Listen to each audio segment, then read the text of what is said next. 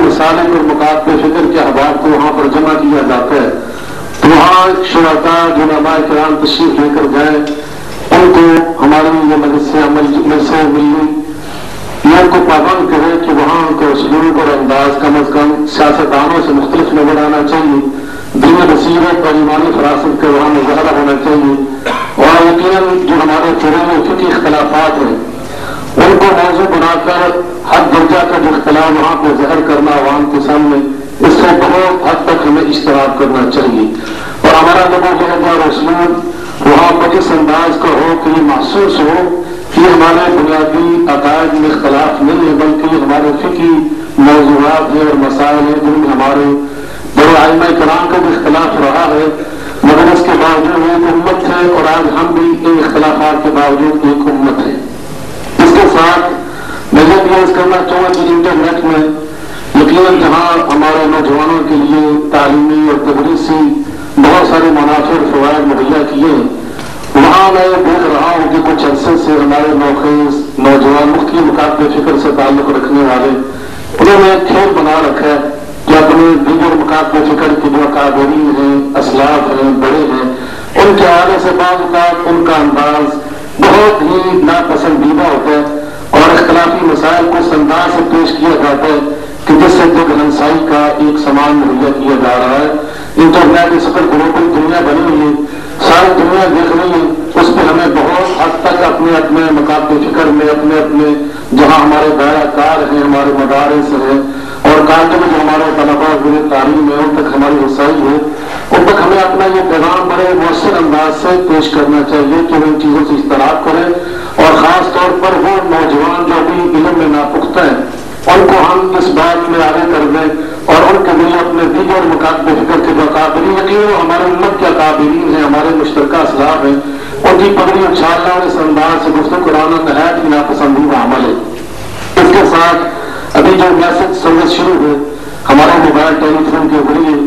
یقیناً اس کو بہت اچھے انداز سے ہم اپنے دینی معاملات میں اور اعلانات و اشتہارات کے حوالے سے استعمال کر سکتے ہیں، لیکن میں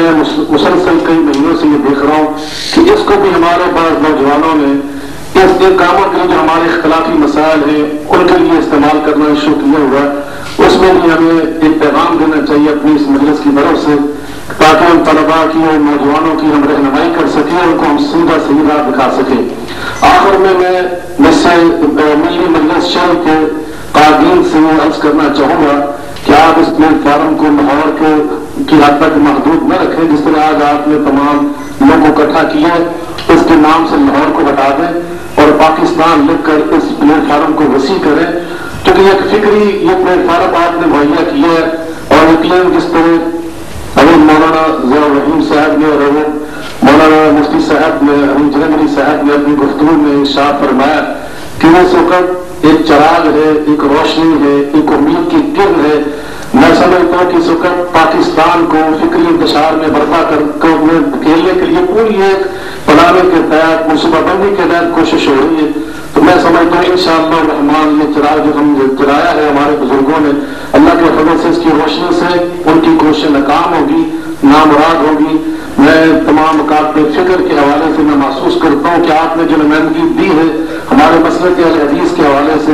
حضرت مولانا حافظ عبدالوفا رفیع صاحب کو،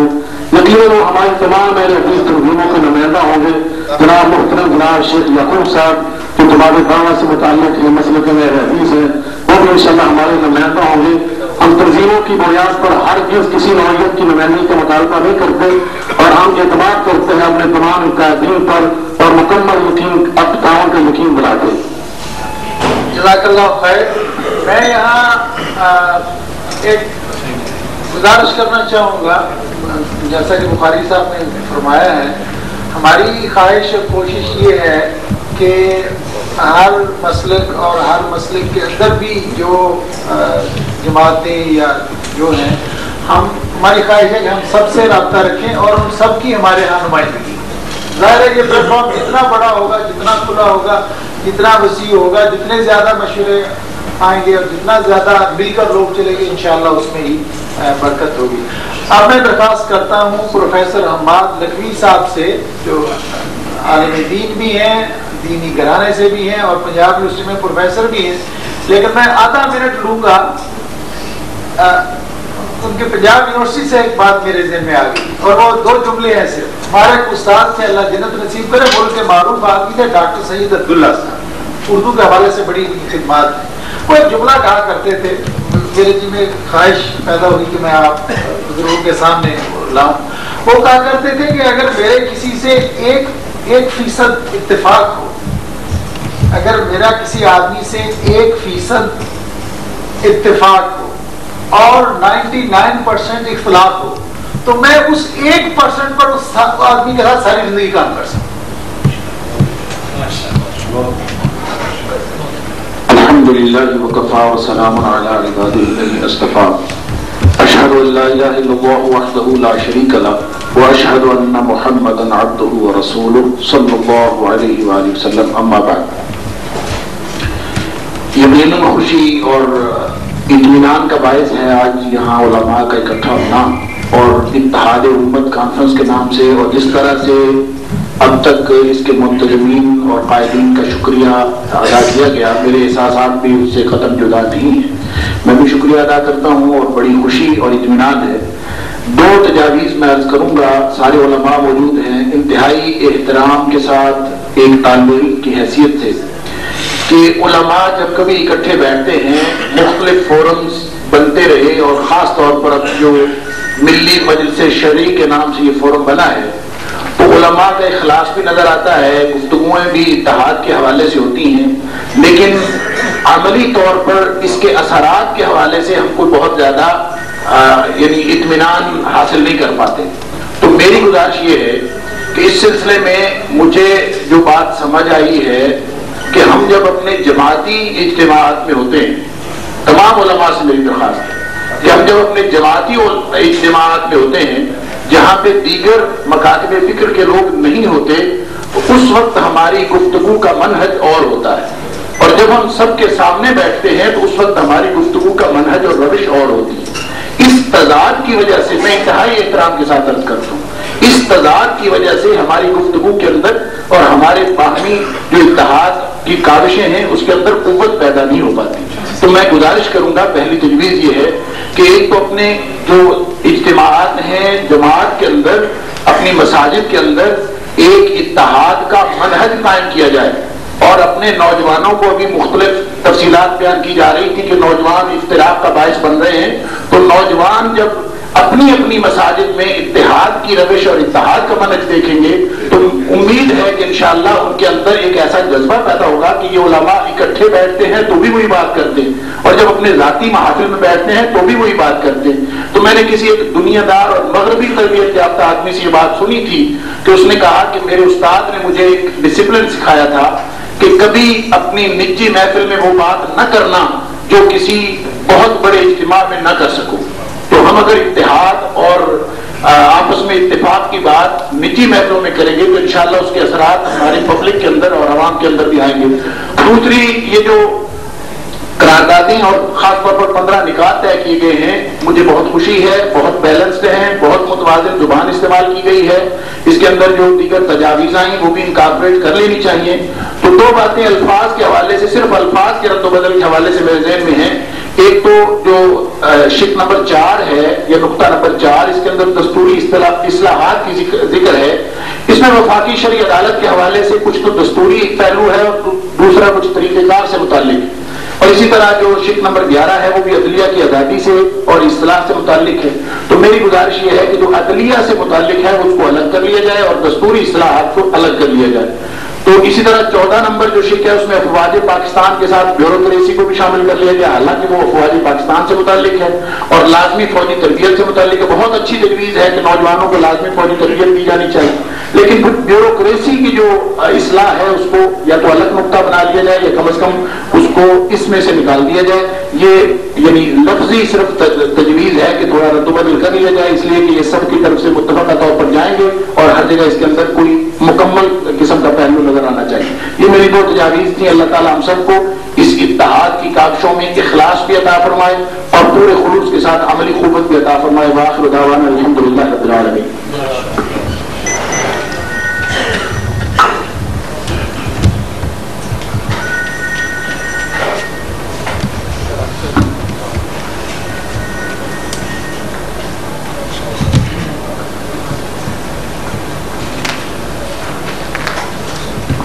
اللہ الرحمن الرحیم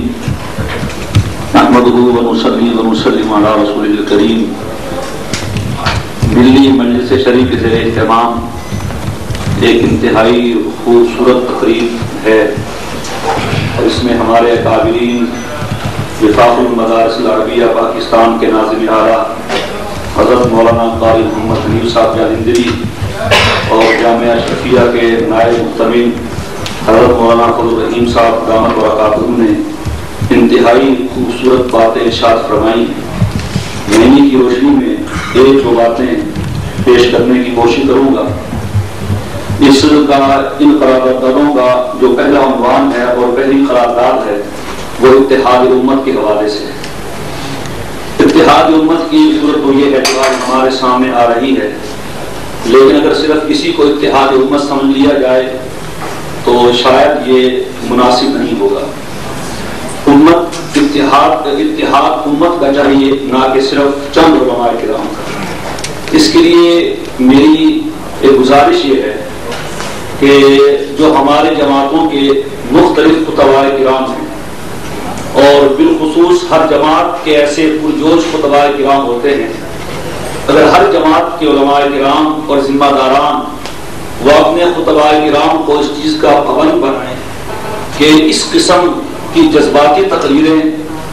اور لوگوں میں نفرت پیدا کرنے والی باتیں اسٹیج پہ نہ کی جائیں، تو اس سے انشاءاللہ نفرتیں کم ہوں گی اور آپس میں اتحاد کو فروغ ملے گا. دوسری بات جو ہمارے ناظم اعلیٰ صاحب نے بہت عمدہ پیش فرمائی وہ یہ کہ کچھ باتیں ایسی ہوتی ہیں جن کا تعلق محض درسگاہ سے ہوتا ہے، اختلاف وہاں سے جنم لیتا ہے. ہم جب درسیات کو اور پڑھنے پڑھانے والی باتوں کو اسٹیج پر اور منبر پر لے آتے ہیں تو لہٰذا ملی مجلس شرعی اس چیز کا اہتمام کرے اور جتنی جماعتوں کے ذمہ داران ہیں اور اداروں کے ذمہ داران ہیں ان کے ذریعے سے تمام مبلغین اور خطباء تک یہ بات پہنچائی جائے اور ان کو اخلاقی طور پر اس کا پابند کیا جائے کہ درسیات کو درسگاہ تک ہی محدود رکھا جائے. امت کے سامنے ایسی باتیں کی جائیں جن کا تعلق اجتماعی سے. قرآن کریم تو اہل کتاب سے کہتا ہے تعالوا الی کلمۃ سواء بیننا و بینکم، تو لہذا ہمیں ان اقدار کو لے کے چلنا ہوگا جس میں اتفاقیات ہیں. جہاں تک تعلق ہے اختلافی مسائل کے، قومی پروفیسر صاحب نے بہت عمدہ بات کی کہ ہم جب یہاں پر ہیں تو ہماری بات کا انداز مختلف ہوتا ہے اور جب اپنے طور پہ ہوتے ہیں تو بات کا انداز مختلف ہوتا ہے. اس سلسلے میں گزارش یہ ہے کہ سب کی صورتحال ایسی نہیں ہے. الحمدللہ ہمارے اکابرین یہاں پر موجود ہیں، وہ جس موقع پر بھی ہوں جہاں پر بھی ہوں ان کی گفتگو کا انداز بہرحال وہ امت کے اتفاق اور اتحاد کے لیے ہوتا ہے. جہاں تک تعلق ہے اتحاد کی ضرورت کا علماء کرام جانتے ہیں. اس کی اس قدر ضرورت ہے کہ جناب نبی کریم صلی اللہ علیہ وسلم نے بیت اللہ کی تعمیر کو ادھورا گوارا فرما لیا اور آپ نے اپنے منشا کے باوجود، جذبات کے باوجود کہ میں اس بیت اللہ کو گراؤں اور نئی تعمیر کروں ان بنیادوں پر جن پہ حضرت ابراہیم علیہ السلام نے تعمیر کی تھی، آپ کے جذبات تھے، لیکن آپ نے اس کی قربانی دی اور فرمایا کہ یہ امت، یہ لوگ نئے نئے اسلام لائے ہیں، کہیں میری اس کوشش سے ان کے دل میں ایسی بات پیدا ہو جائے اور ایک نفرت کی اور توڑ کی بات پیدا ہو جائے. تو اس میں ہمارا ایک بہت بڑا سبق ہے. اگر جہاں کہیں جذبات کی قربانی دینی پڑے اتحاد کی خاطر، اتفاق کی خاطر، تو جناب نبی کریم نے اس کی قربانی دی ہے تو ہمیں بھی جذبات کی قربانی دینی چاہیے اور اتفاق کی چیز کو سامنے لانا چاہیے. اللہ تبارک و تعالیٰ اس کاج کو مبارک فرمائے. اور جیسے یہ رائے پیش کی گئی، میرا بھی اس سے اتفاق ہے کہ اس کو صرف لاہور تک محدود نہ کیا جائے بلکہ دیگر شہر پنجاب کے اور پورے ملک کے شہروں میں اس کو پھیلایا جائے تاکہ اتفاق کی یہ فضا عام سے عام ہو. اللہ تعالیٰ ہم سب اس میں کام کرنے کی توفیق عطا.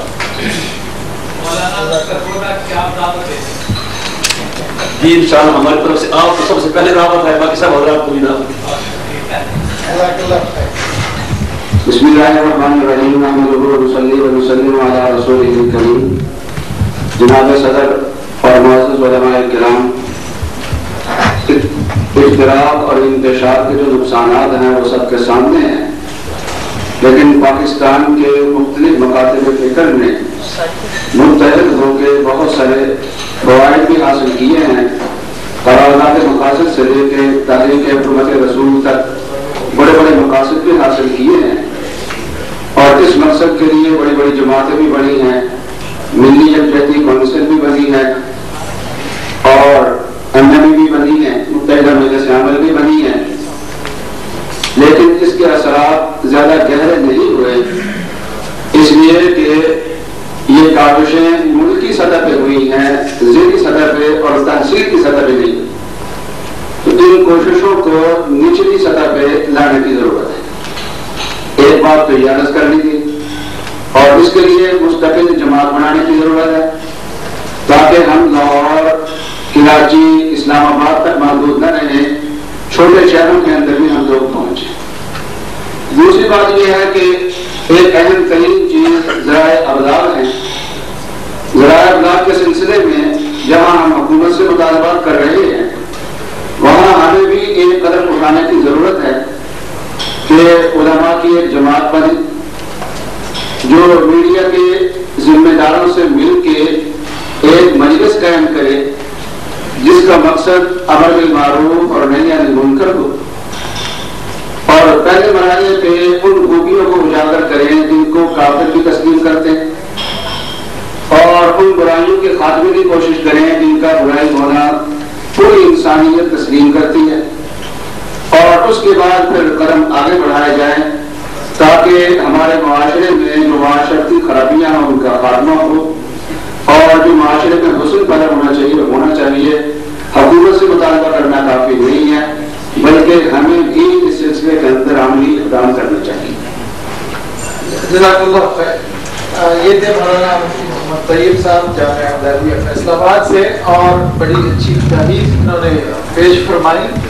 فورم موجود ہے، امید ہے باقی علماء کرام بھی مولانا کی تائید فرمائیں گے۔ اب میں درخواست کرتا ہوں مولانا عبد المالک صاحب سے کہ وہ کچھ ارشاد فرمائیں۔ الحمدللہ رب العالمین، والصلاة والسلام علی سید الاولین والآخرین، محمد خاتم النبیین وعلی آلہ واصحابہ اجمعین، اما بعد۔ نہایت ہی گران قدر علماء کرام، یہ مجلس بڑی مبارک مجلس ہے، اس میں جو منتظمہ مجلس کی طرف سے قراردادیں پیش کی گئی ہیں وہ بھی بہت اہم ہیں، اور ان کے سلسلے میں جو تجاویز آئی ہیں وہ بھی بہت اہم ہیں۔ محترم جناب مولانا قاری محمد حنیف اعظمگری صاحب، محترم جناب مولانا فضل الرحیم صاحب، محترم جناب علامہ احمد علی قصوری صاحب نے جن گران قدر خیالات کا اظہار کیا ہے، اور دیگر علماء کرام نے جو گفتگو فرمائی ہے، میں سب کی تعین کرتے ہوئے گزارش کروں گا کہ علماء امت ہی در حقیقت امت کے ذمہ دار ہیں۔ امت کا نفع اور نقصان یہ اس کے ذمہ دار علماء کرام ہیں کہ نبی صلی اللہ علیہ وسلم کے وارث ہیں اور آپ کی امت کے سربراہ ہیں۔ سیادت اور قیادت کا حقیقی مقام اللہ تعالیٰ کی طرف سے علماء کرام کو حاصل ہے، لہذا ان کے منصب کا تقاضا یہ ہے اس وقت کے جو مسائل ہوں یا نفاذ شریعت کے جو مسائل ہوں ان کو عملی جامہ پہنانے کے لیے اور ملک کی آزادی اور خود مختاری کے تحفظ کے لیے، کفار کی الغاز سے ملک کو بچانے کے لیے، مسلمانوں کے اندر کفار جو خون ریزی کر رہے ہیں، دہشت گردی کر رہے ہیں، اس سے ان کو تحفظ دینے کے لیے یہ علماء ہی کی ذمہ داری ہے۔ جہاں تک حکمرانوں کا تعلق ہے، وہ تو یہاں یہ بات آ چکی ہے خصوصیت کے ساتھ. مولانا حمد القصوری صاحب نے فرمایا وہ تو نااہل ہیں، وہ تو حکمرانی کے قابل ہی نہیں ہے. ان کا تو مقام یہ ہے کہ ان کو حکمرانی کے مقام سے گرا دیا جائے اور اقتدار اور اختیار نیک لوگوں کے ہاتھ میں ہو. ایسے لوگ جو محمل باتیں کرتے ہیں، گول مول باتیں کرتے ہیں اور وہ دین سے ایک طرح سے لا تعلقی کا اظہار کرتے ہیں یا دین کے خلاف باتیں کرتے ہیں، ان کا حق یہ ہے کہ ان کو ان کے اقتدار کو زمین بوس کر دیا جائے. تو میں اس کاوش پر میں بھی شروع سے ہی میری مجلس شرعی کے ساتھ شامل ہوں اور اس پلیٹ فارم سے حقیق کوششیں میں بھی کر رہا ہوں. میں مولانا محمد خان مفتی محمد خان قاضی صاحب حفظہ اللہ اور جناب ڈاکٹر محمد امین صاحب اور حضرت مولانا زاہد الراشدی صاحب کو ان کوششوں پر مبارکباد پیش کرتا ہوں. وآخر دعوانا الحمدللہ رب العالمین. جزاک اللہ خیر. یہ تھے مولانا شیخ الحدیث عبد المالک صاحب. ہم خوش آمدید کہتا ہوں میں جناب پروفیسر حافظ سعید صاحب کو جو دین میں اب میں درخواست کرتا ہوں جناب مولانا زاہد الراشدی صاحب سے کہ وہ اپنے خیالات کا اظہار فرمائیں. مولانا زاہد الراشدی صاحب شریعہ اکیڈمی گجرانوالہ سے. نحمدہ و نصلی علی رسول الکریم. میں تو میزبان ٹیم کا حصہ ہوں، اس لیے کوئی بات سے لمبی نہیں کروں گا. آپ سب حضرات کا شکریہ ادا کرتا ہوں کہ آپ حضرات پر وقت تشریف لائے اور معذرت ہوں میں لیٹ آیا. میرے والے جانا تھا مجھے. جن حضرات نے بھی خیالات کے ساتھ سمایا سب کی باتوں کی تائید کرتا ہوں، بالخصوص اپنے دو بھائیوں کی. مولانا قائم محمد علی جلندری صاحب کی تقریر میں سن نہیں سکا لیکن مجھے پتا ہے انہوں نے کیا کہا ہوگا، اور مولانا احمد علی قصوری کی تقریر میں نے سنی ہے. دونوں بھائیوں کی بزرگوں کی بات کا حرف بحرف کی تائید کرتے ہوئے میں گزارش کروں گا اور گزارش کی سکتے ہم خود انشاءاللہ کوشش کریں گے کہ ان تجاویز کو عملی جامہ پہنانے کے لیے کوئی راستہ اختیار کریں. آپ کو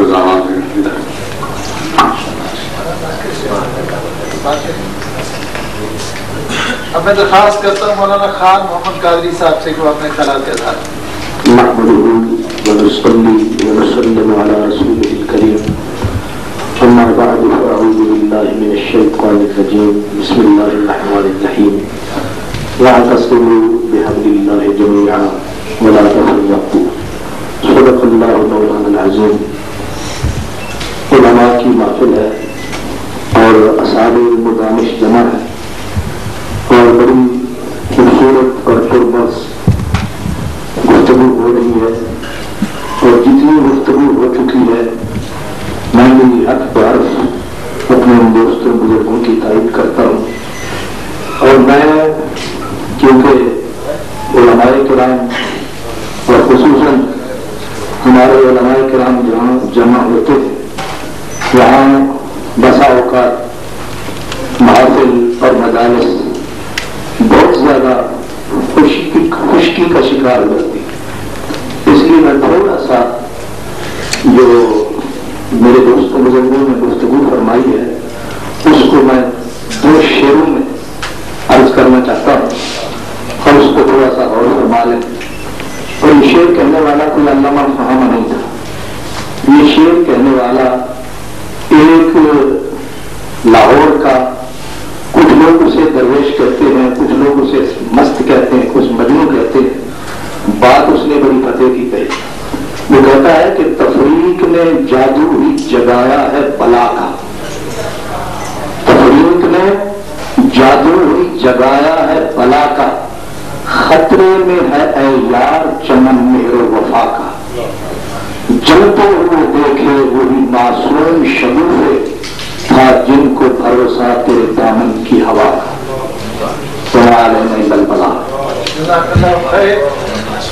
بہت عمدہ. اب میں درخواست کرتا ہوں جناب مرزا ایوب بیگ صاحب سے کہ وہ اپنے خیالات کا اظہار فرمائیں. امیر تنظیم اسلامی حافظ عاقب سعید صاحب ہمارے بڑے سپورٹر ہیں اور ہماری ساری گرمیوں میں شریک رہتے ہیں اور تعاون فرماتے ہیں ہر طرح کا۔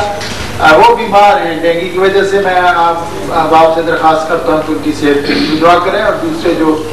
بیمار ہیں عثمان ان کے لیے۔ ایوب ایک مرزا صاحب۔ صلی اللہ رسول کریم اما بعد فاعوذ باللہ من الشیطان الرجیم بسم اللہ الرحمن الرحیم رب اشرح لی صدری ویسر لی امری واحلل عقدۃ من لسانی یفقہوا قولی۔ علماء کرام، تنظیم اسلامی کیونکہ ملی مجلس شرعی کی منتظمہ کمیٹی کی رکن ہے اور ایک میزبان کی حیثیت رکھتی ہے، وہ ان قراردادوں کی مکمل طور پر تائید کرتی ہے، اور کیونکہ وقت بہت ہو چکا ہے اور ہمارے بہت سے علماء کرام نے گفتگو کرنی ہے،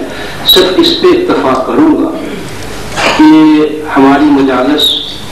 ماشاءاللہ بہت اہتمام سے منعقد کی جاتی ہیں، قراردادیں جو ہیں وہ بنائی جاتی ہیں، منظور کی جاتی ہیں، لیکن بعض اوقات محسوس ہوتا ہے کہ مسئلہ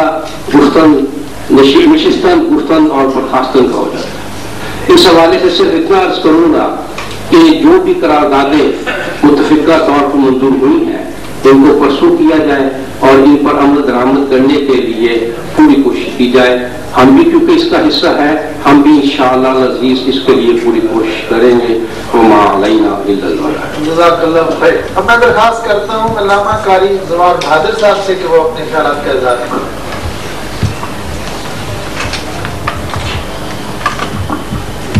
بسم اللہ الرحمن الرحیم۔ صدر گرامی قدر، علماء کرام،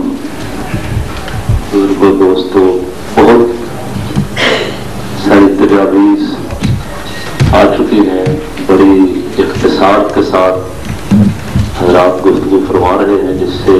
یہ واضح ہے کہ میں بھی 1-2 منٹوں میں یہ عرض کر دوں کہ جو کچھ آپ کر رہے ہیں ملی شریف کونسل کے پلیٹ فارم پہ حضرت قبلہ مفتی محمد خان قادری صاحب دعوت الفاطمہ عالیہ کی قیادت میں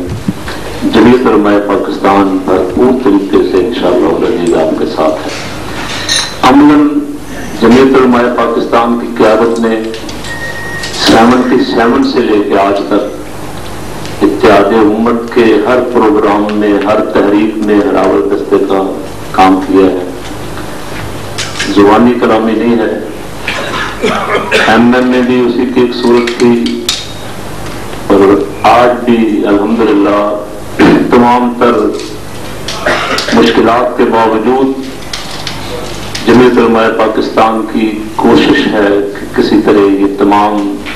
جماعتیں سیاسی پلیٹ فارم پہ بھی اکٹھی ہوں۔ جب تک یہ سیاسی پلیٹ فارم پہ اکٹھی نہیں ہوں گی اس وقت تک جو نتائج ہم چاہتے ہیں وہ اخذ نہیں ہو سکیں گے۔ ایسی بہت ساری میٹنگیں، ایسی بہت ساری کانفرنسیں جن میں ہم بہت ساری قراردادیں پیش کر کے، پاس کر کے مطمئن ہو کے چلے جاتے ہیں، وہ قراردادیں یہاں سے زیادہ بارات کی حد تک جاتی ہیں، لیکن MMA کے پلیٹ فارم پہ لاکھوں افراد کا اکٹھے ہونا، قومی اسمبلی میں ایک بہت بڑی اکثریت ملا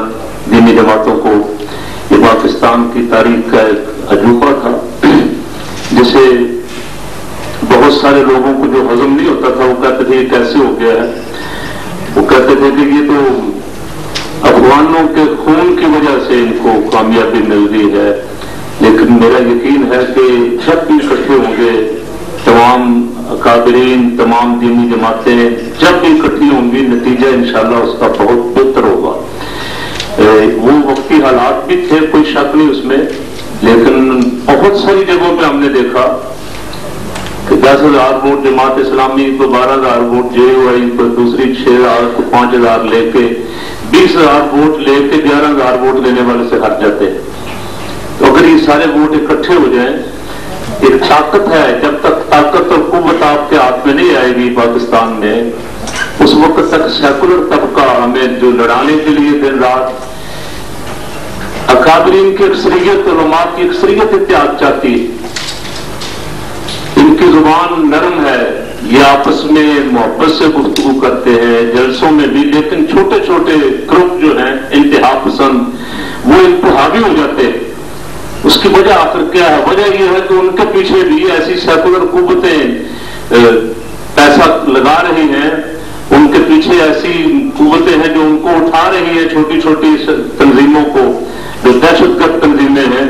تاکہ یہ بڑی مؤثر تنظیمیں جو ہے ان کا اثر رسوخ ختم کیا جائے۔ اور پھر اسی طرح جس طرح 97 میں کلنٹن نے بھی کہا، ادھر واجپئی نے کہا کہ پاکستان کے عوام نے دینی جماعتوں کو مسترد کر دیا ہے، 2% ووٹ بھی نہیں ملے دینی جماعتوں کو، جس کے رد عمل میں کہہ لیں یا ان کو جواب دینے کے لیے آپ کے قائدین نے اکٹھے ہوتے الحمدللہ مولانا شاہ نورانی رحمۃ اللہ علیہ کی قیادت میں ان کو جواب دیا کہ یہ 2% نہیں ہے، یہ جعل سازی سے ہمارا ووٹ جو ہے وہ ووٹ بینک چرا لیا جاتا ہے، یہ اگر سارے اکٹھے رہیں اور صحیح نتیجہ نکلے تو پاکستان کے عوام کا فیصلہ ہمیشہ دینی جماعتوں کے حق میں رہا۔ اور اب بھی میں سمجھتا ہوں کہ اس کی عملی صورت یہی ہے کہ جتنی جلد ہو سکے اگر یہ فوراً تھوڑی سی کوشش کر سکے کہ جناب منور حسن اور مولانا فضل الرحمان صاحب پہ دباؤ ڈالیں تو رکاوٹ نہیں ہے۔ دینی جماعتیں ساری آج بھی اسی طرح آپس میں ملتے بیٹھتے اور اس پہ متفق ہیں کہ ہمیں اکٹھے ہو کے مقابلہ کرنا چاہیے اور اس پلیٹ فارم کو وسیع کرنا چاہیے۔ تھوڑا سا اخلاقی دباؤ ڈالیں، مولانا عبد المالک صاحب سے میں کہتا ہوں اپنے قائدین پہ دباؤ ڈال کے ان کو واپس لائیں۔ وہ کام جو بڑی مدت بعد بڑی دیر بعد جا کے ہوا تھا اسے پھر اسی طرح تہس نہس کر دیا گیا، یہ کوشش کی جا رہی ہے۔ اب جو حالات پیدا ہو گئے ہیں آنے والے انتخابات میں اگر دینی جماعتیں الگ الگ رہیں، اپنے اپنے جھنڈے پہ اپنے اپنے پلیٹ فارم پہ لڑتی رہی تو پھر نتیجہ مذاق کے سوا اور کچھ نہیں ہوگا، دنیا مذاق اڑائے گی ہمارا، اور مخالفین یہاں سے لے کے واشنگٹن تک سب یہی چاہتے ہیں کہ یہ لڑے آپس میں۔ الحمدللہ میں فخر سے کہتا ہوں اور اس میں کوئی شک نہیں، آپ میں سے کچھ لوگ ضرور میری تائید کریں گے کہ اس لڑائی میں جو کروانے کی کوشش کی گئی اس میں جمعیت علماء پاکستان نے الحمدللہ ایک مضبوط دیوار کا کام دیا، ہم نے لڑائی نہیں ہونے دی، ایک لڑائی کروانے کی کوشش کی گئی کہ ان کو لڑا دیا جائے آپس میں دیوبندی بریلوی کو، یہاں خون خرابہ ہو، آپس میں اتنا لڑے کہ باہر سے کسی کو فوج اتارنے کی ضرورت پیش نہ آئے۔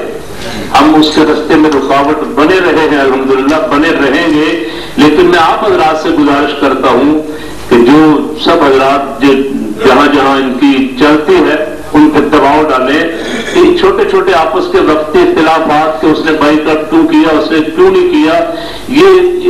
ان وجوہات کی بنا پہ ساری امت کا اتحاد خراب نہیں ہونا چاہیے۔ امت کے اتحاد میں ہی برکت ہے اور ساری دینی بلکہ ہم تو کہتے ہیں کہ ہمیں یہ بھی کہا گیا کہ بھائی تمہیں کیا ملا اتحاد سے، سیٹیں تو ساری فلاں لے گیا، لیکن اس کی بھی ہمیں پرواہ نہیں تھی۔ الحمدللہ ہم چاہتے تھے کہ دینی جماعتیں میدان میں ساری دنیا دیکھے کہ یہ جو رسول اللہ کا نام لینے والے ہیں، یہ پاکستان جس نعرے پہ بنا تھا یہ سارے لوگ میدان میں نکل آئے ہیں۔ ہمارا پہلا مقابلہ تو سیکولر قوتوں سے ہے، اس کے بعد پھر آپس کے اختلافات چھوٹے موٹے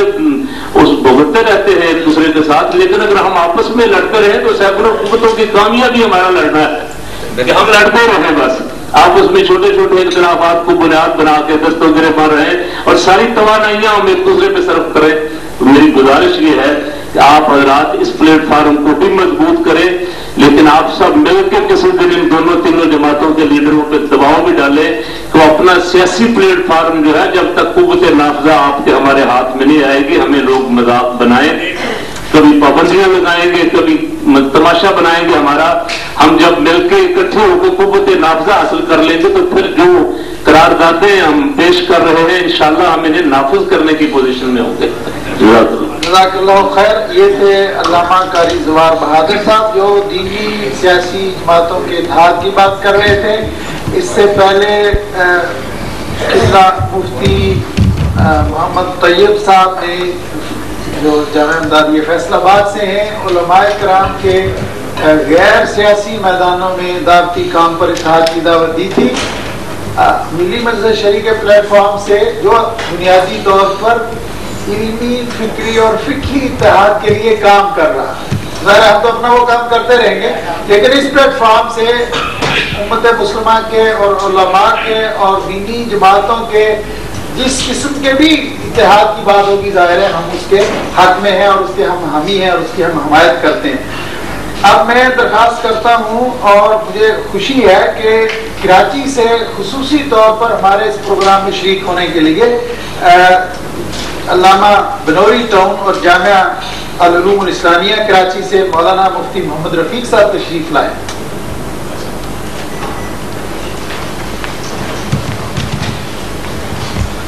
خطاب کی دعوت ہے مولانا مفتی محمد رفیق صاحب۔ السلام علیکم ورحمۃ اللہ وبرکاتہ۔ الحمد للہ وحدہ والصلاۃ والسلام علی من لا نبی بعدہ، اما بعد۔ میں سب سے پہلے اپنی طرف سے اور اپنے ادارے کی طرف سے اور اپنے اکابر اساتذہ کی طرف سے اس بابرکت مجلس کے انعقاد پر منتظمین کو مبارکباد پیش کرتا ہوں، اور اپنے اکابر کی طرف سے اور اپنی طرف سے اس مجلس کی قرارداد کے جملہ نکات کی تائید کرتا ہوں اور حمایت کرتا ہوں۔ اور اس سلسلے میں منتظمین کی طرف سے جو ہدایات دی گئی تھی کہ تحریری طور پر تجاویز بھی پیش کی جائیں، تو ان کے حکم کی تعمیل میں وہ تحریری تجاویز بھی پہلے پیش کر دی گئی ہیں۔ ان میں قرارداد نمبر 1 پہلی قرارداد اتحاد بین العلماء کے ضمن میں جو عرض کیا گیا تھا، اس میں کئی نکات انہوں نے قابل تحسین اور حوصلہ افزائی کے باعث سمجھ کر کے ان کو شامل فرمایا ہے۔ البتہ ایک لفظ اس میں یہ قابل اصلاح قابل توجہ سمجھتا ہوں کہ بہت سارے الفاظ اس وقت زبان زد خاص و عام ہیں، اندرون ملک بیرون ملک، جن میں ایک لفظ دہشت گردی کا بھی ہے، فرقہ واریت کا بھی ہے۔ تو یہ الفاظ کیا ہیں، آج تک ان کی تعریف، ان کا اطلاق اور مصداق متعین نہیں ہو سکا۔ تو لہذا ہماری گفتگو میں جب اس طرح کی کوئی بات آئے تو اس کا مصداق اور اطلاق پہلے متعین ہونا چاہیے، اور کوئی ایسی تعبیر ہماری طرف سے کم از کم نہیں ہونی چاہیے کہ جو ہمارے اغیار ہمارے لیے استعمال کرتے ہیں۔ اور دوسری قرارداد میں نفاذ شریعت کے اصولوں کے تحت جو ذکر فرمایا گیا ہے کہ نفاذ شریعت بذریعہ پرامن جدوجہد اور متفقہ نکات کے ضمن میں یہ جو تعبیر آخر میں استعمال فرمائی گئی ہے کہ کسی گروہ یا جماعت کو یہ حق حاصل نہیں کہ وہ اپنی مرضی کا اسلام سارے معاشرے پر خوب وسیع پہنچ دیں۔ تو یہ جس طرح دوسرے ہم سے کہہ رہے ہیں یا ہم اپنے آپ سے کہہ رہے ہیں، تو گویا جو ہم نے اس طرح کی تعبیرات اور الفاظات کے ساتھ جو لوگ مخاطب کرتے ہیں تو یہ ان کے الفاظ ہیں۔ ہمارا یہ نیک مقصد کسی اور اصل تعبیر کے ساتھ ہو تو زیادہ مناسب ہو۔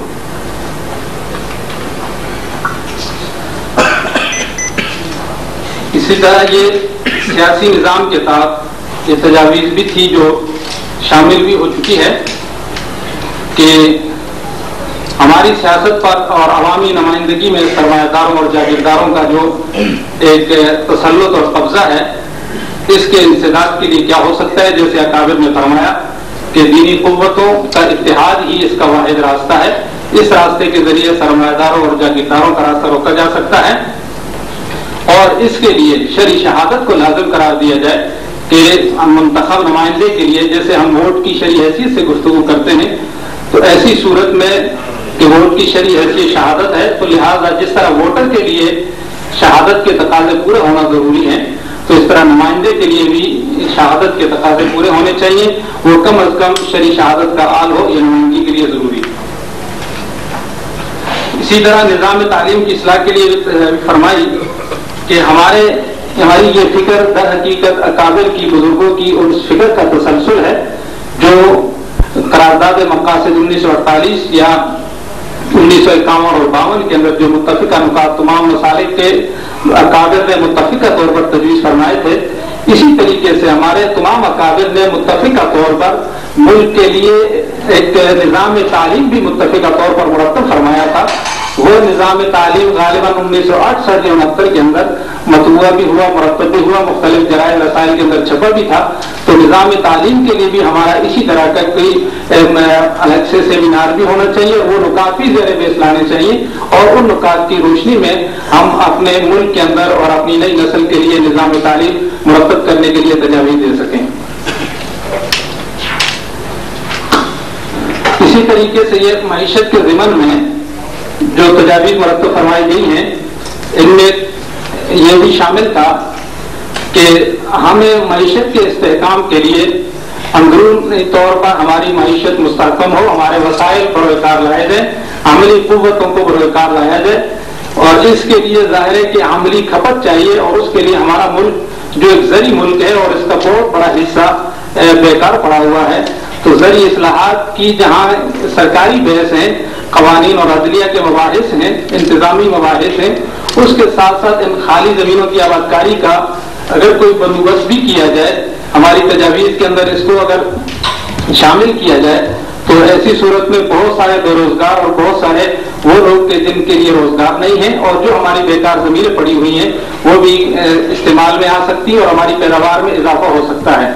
اور اس کے ساتھ ساتھ ہمارے سرمایہ دار طبقے کے بیرون ملک جو اثاثہ جات ہیں وہ دوسروں کے زر مبادلہ کے اضافے کا باعث بنے ہوئے ہیں، انہیں واپس لانے کی تدابیر اور حکمت اپنی اپنائی جائے، اور اس کی روشنی میں اس کے فائدہ ہمیں پہنچنا چاہیے اور ہمارے ملک کو پہنچنا چاہیے.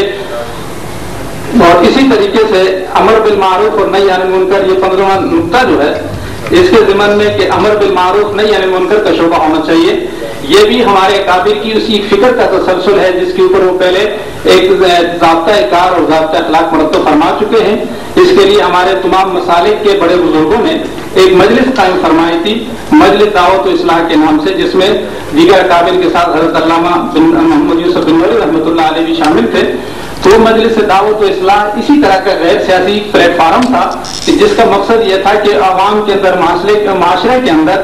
ایک نقطہ اعتدال پہ ان کو جمع کیا جائے، ان کی تربیت کی جائے، باہمی اخوت اور بھائی چارے کا فروغ ہو. اس کے لیے مجلس دعوت و اصلاح کا قیام ان کے زمانے میں زیر غور آیا تھا اور اس پہ عمل بھی ہوا تھا.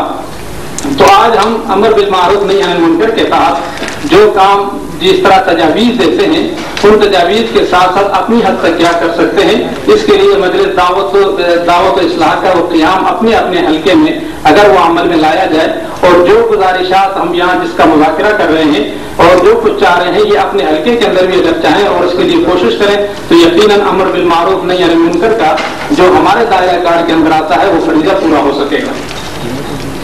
یہاں تک تو جو گزارشات فرمائی گئی ہیں، یہ ساری گزارشات جو ہمارے اعتراضات کے اندر موجود ہیں، ان کا تعلق تجاویز کی حد تک ہے، اور ہم اتحاد علماء اور اتحاد امت کے لیے ہم کیا کر سکتے ہیں، اس میں اکابر کی گفتگو کی روشنی میں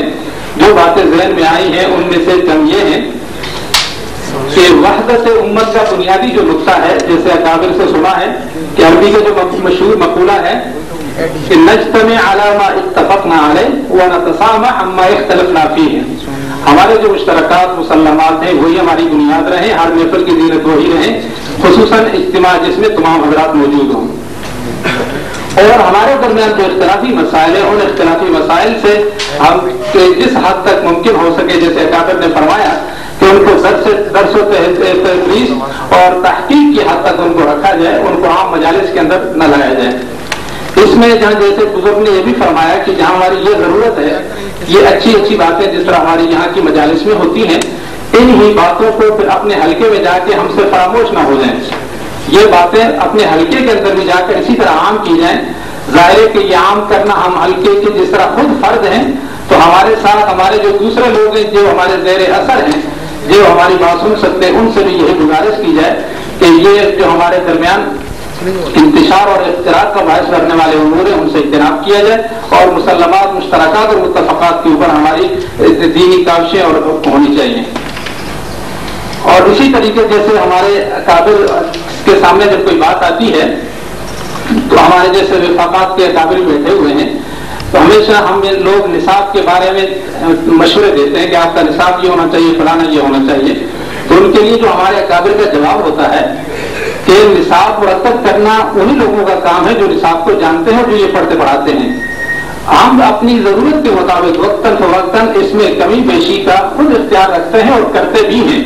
آپ کی ہدایات کی ہمیں ضرورت نہیں ہے، اپنے طور پر ہم سب کچھ کرتے ہیں. تو اسی بہترین ایک عمل کے تحت اگر یہ بھی ہو جائے کہ ہمارے بہت سارے مسائل ایسے ہیں کہ جو ہمارے سامنے جب مائک آتا ہے یا ہم ممبر پہ بیٹھ جاتے ہیں تو اپنے آپ کے بارے میں پتہ نہیں رہتا، بے قابو ہو جاتے ہیں. تو اگر ہم رضاکارانہ طور پر لاؤڈ اسپیکر کے استعمال کے بارے میں کوئی ایسا ضابطۂ کار طے کر لیں کہ جس کے ہم خود بھی پابند ہوں، اپنے مسلک کے دوسرے دن بھائیوں تک ممکن ہو ان کو اس بات کا پابند بنائیں کہ بہت سارے ہمارے مسائل اختلاف اور انتشار کا باعث جو ہیں وہ لاؤڈ اسپیکر کا بجائے استعمال ہے.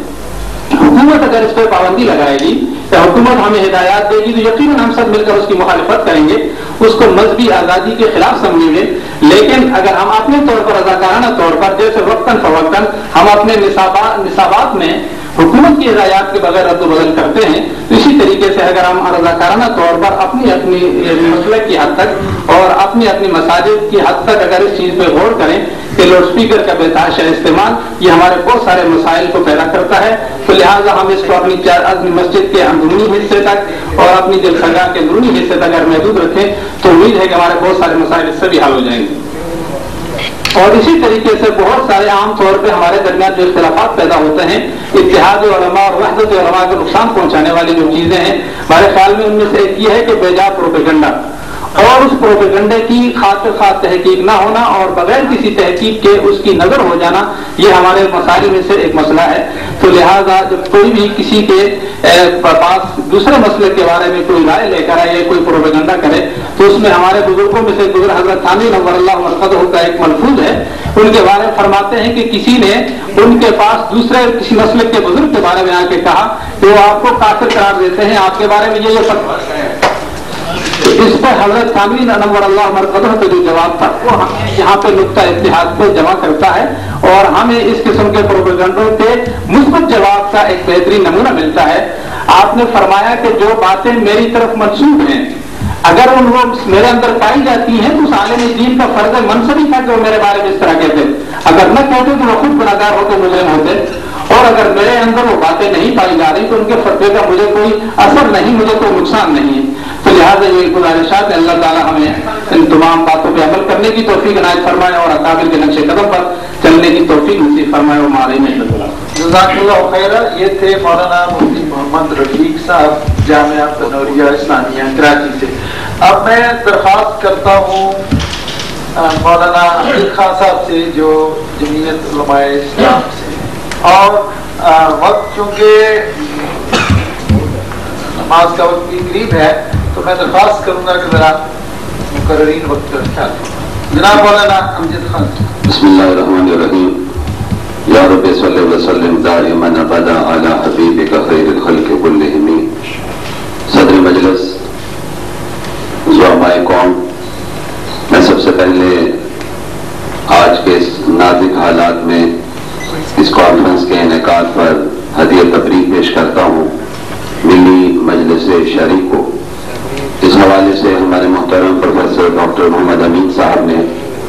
حضرت مفتی محمد خان صاحب قادری اور مولانا طاہر راشدی اور دیگر رہنماؤں کی سرپرستی میں اس کام کو آگے بڑھایا ہے. مجھے حکم دیا گیا تھا کہ آج کے اس پروگرام میں امیر جمعیت حضرت مولانا عبد الرحمان صاحب دامت برکاتہ العالیہ بھی تشریف لائیں، لیکن پوری کوشش کی گئی اور ان کی خواہش بھی تھی، لیکن پہلے سے کوئی پروگرام طے پا چکے تھے، اس بنیاد پہ وہ تشریف نہ لا سکے. لیکن بہرحال انہوں نے تمام شرکاء کو سلام بھیجا ہے. حضرت مولانا عبدالغفور حیدری صاحب کے لیے کوشش تھی کہ وہ بھی تشریف لاتے، لیکن ہماری جمعیت علماء اسلام کے سابق امیر حضرت مولانا عبد الکریم قریشی صاحب پیر شریف والے کے پوتے پچھلے دنوں بڑی بے ترتیب کے ساتھ ان کو شہید کر دیا گیا. اس وجہ سے ان کو تعزیت کے لیے تشریف لے جانا پڑا اور پھر وہیں سے انہیں سیلاب زدہ علاقوں میں تشریف لے جانا پڑا. اس لیے آج کے اس پروگرام میں مجھے حکم دیا گیا ہے کہ میں جماعت کی طرف سے حاضری دوں. حضرات محترم، آج ہماری یہ کانفرنس ایک اس موقع پر منعقد ہو رہی ہے جب پاکستان انتہائی نازک موڑ پہ کھڑا ہے नौबत यहाँ तक आ पहुंची है कि पाकिस्तान के साथ इस्लामी जमहूरिया पाकिस्तान का लफ्ज भी उन्हें कबूल नहीं है और सिर्फ जमहूरिया पाकिस्तान चाहते हैं।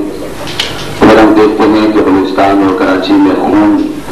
बहाया जा रहा है, इस तरह मुल्क की जड़ मिलाई जा रही है। और फिर हमारे सामने गुज़श्ता चंद रोज से ये सूरत हाल भी सामने आई है कि फिर अपने मजमून मकासद के हुसूल के लिए धमकियां दी जा रही हैं और अमेरिका बहुत वादे तौर पर सामने आ चुका है। और एक काश के हुक्मरान इस बात को समझें कि अमेरिका का मकसद हमेशा अपने मकासद को हासिल करना होता है। फिर हम ये भी देखते हैं कि पाकिस्तान में नफाद शरीयत के हवाले से जो पाकिस्तान इस्लाम के नाम पर बना था उसके रास्ते में रुकावटें खड़ी की जा रही हैं। और जब हम मुतालबा करते हैं कि पार्लिमानी अंदाज में इस पाकिस्तान में शरीयत का नफाज किया जाए और इस्लामी नजरियाती कौंसिल की सिफारिशात पर कानून साजी की जाए तो उस तरफ भी को तवज्जो करने